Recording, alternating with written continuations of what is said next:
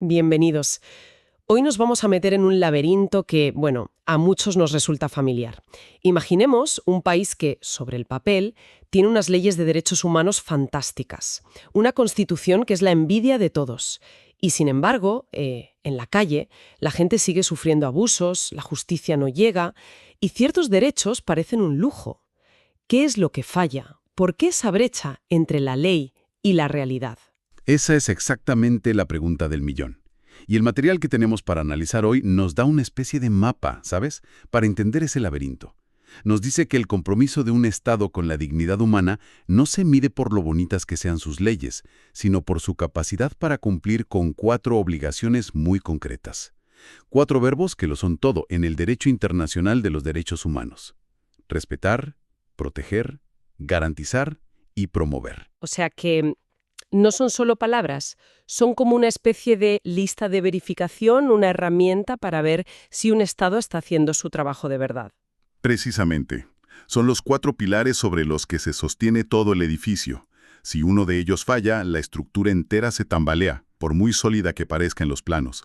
Así que, si te parece, vamos a analizar esos 4 pilares uno por uno. Perfecto, vamos a ello. Empecemos por el que parece más obvio, ¿no? La obligación de respetar. A primera vista, suena sencillo.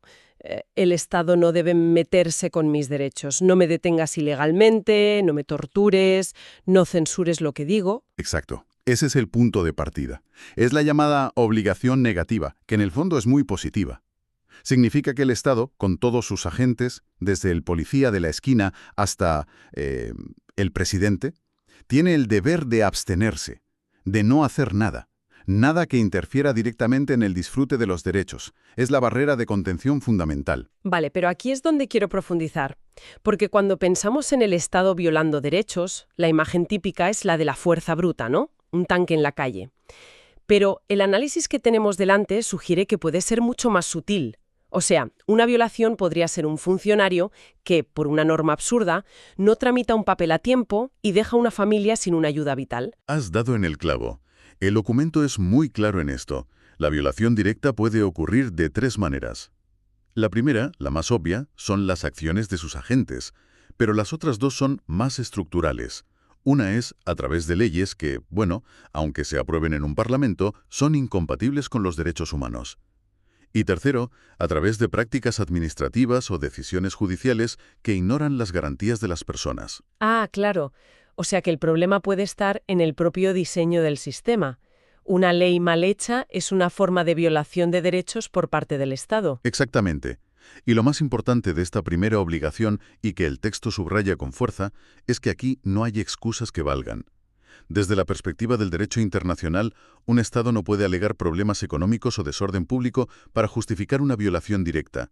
La prohibición de interferir es tajante. Es la línea roja que nunca se puede cruzar. Entendido. Línea roja. El Estado no puede ser el agresor. Pero esto me lleva directamente a la segunda obligación. Porque, seamos sinceras, muchas veces el peligro no viene de un uniforme o de un ministerio. Viene de una empresa que contamina, de un grupo que incita al odio o incluso de un particular. ¿Ahí el Estado puede lavarse las manos? De ninguna manera. Y aquí es donde el concepto de responsabilidad se expande de una forma increíble. La segunda obligación, la de proteger, exige que el Estado tome un rol activo para impedir que terceros, particulares, empresas, grupos armados, lo que sea, violen los derechos de las personas. Ya no basta con no hacer daño, ahora hay que impedir que otros lo hagan. Vale, esto es un salto cualitativo. Dame un ejemplo concreto que maneje el análisis. Pues el clásico, que sigue siendo muy relevante, es el de la empresa que vierte residuos tóxicos en un río y afecta a la salud de toda una comunidad. Si el Estado no tenía leyes medioambientales adecuadas, o no fiscalizó a la empresa, o no la sancionó, es responsable. Ajá. Y no porque el Estado vertiera los residuos, sino porque falló en su deber de proteger a sus ciudadanos de la acción de esa empresa. Entiendo. Pero llevémoslo al siglo XXI. ¿Qué pasa con una plataforma de redes sociales que permite la difusión masiva de discursos de odio, que acaban provocando violencia real en la calle? Si el Estado no tiene leyes para regularlo o no las aplica, ¿también es responsable por omisión? Absolutamente. Ese es un ejemplo perfecto de la diligencia debida en la era digital. El Estado tiene la obligación de crear un marco que proteja a las personas de ese tipo de daños. Un momento, para. Porque esto de la diligencia debida suena bien en teoría, pero en la práctica parece una excusa para culpar al Estado de todo. No es pedirle que sea omnisciente, que controle a cada ciudadano y a cada empresa. Suena a una carga imposible. Es un punto muy válido, y es el gran debate. Pero el estándar internacional no pide omnisciencia, pide razonabilidad. La pregunta clave no es si el Estado lo controla todo, sino ¿conocía el Estado o debería haber conocido el riesgo de esa violación? ¿Y tenía las herramientas para prevenir o responder? Si la respuesta a ambas es sí, y no hizo nada o hizo muy poco, ahí es donde se activa su responsabilidad. La pasividad, la inacción frente a un riesgo conocido es una forma de incumplimiento. Vale, ahora lo veo más claro. No se trata de ser un superhéroe, sino de no ser negligente. Así que ya tenemos dos pilares. El Estado no puede pegar y además tiene que evitar que otros peguen.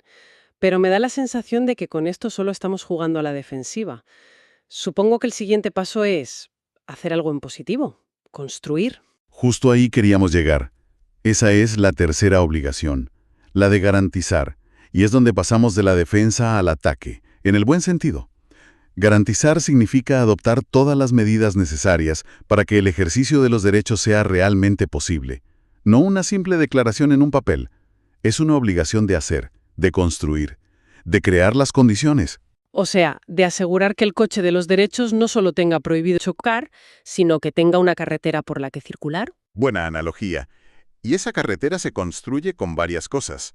El documento que analizamos las detalla. Primero, hay que adecuar todo el marco legal interno, desde la Constitución para abajo, para que sea compatible con los estándares internacionales. O sea, hacer una limpieza a fondo de leyes viejas o contradictorias. Exacto. Segundo, hay que crear instituciones que funcionen. De nada sirve tener una defensoría del pueblo si no tiene presupuesto ni independencia. Que no sean solo de adorno, vaya. Precisamente. Y un punto crucial, asegurar un acceso real y efectivo a la justicia, que cualquier persona, sin importar su dinero o su origen, pueda reclamar.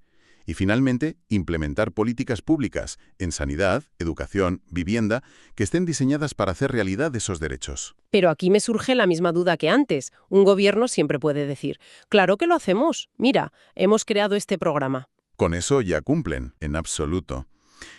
Y aquí el análisis introduce un concepto que es demoledor para la burocracia. Lo llama responsabilidad por resultados razonables. Uf, eso suena potente. Lo es. Significa que la obligación no se mide por las intenciones ni por el número de leyes, sino por sus efectos reales en la vida de la gente. Usando otra metáfora, no basta con construir un hospital, tienes que demostrar que la gente dentro de ese hospital se está curando. El Estado no gana puntos por poner ladrillos, sino por salvar vidas. La efectividad lo es todo. Me encanta esa idea. La prueba del algodón está en la realidad, no en el boletín oficial del Estado. Vale, me queda claro. Respetar es no interferir. Proteger es evitar que otros interfieran. Garantizar es construir la infraestructura. Parece que lo tenemos todo cubierto. ¿Qué demonios puede quedar? Queda el pilar más sutil, el que mira al futuro. La cuarta obligación, la de promover. A ver, si garantizar era como construir la autopista, con sus señales y sus coches de policía para que todo funcione. Promover sería como la campaña de seguridad vial y las clases en la autoescuela para enseñar a la gente a conducir bien. Es una analogía perfecta. Una cosa es la infraestructura, el hardware del sistema de derechos. Y otra cosa muy distinta es la cultura, el software que hace que la gente use esa infraestructura de forma respetuosa. La obligación de promover exige al Estado, desarrollar acciones para difundir el conocimiento sobre los derechos humanos, para educar a la población y, muy importante, a sus propios funcionarios.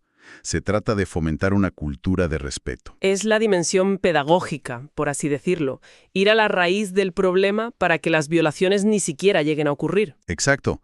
Es la única obligación que es puramente preventiva y estructural.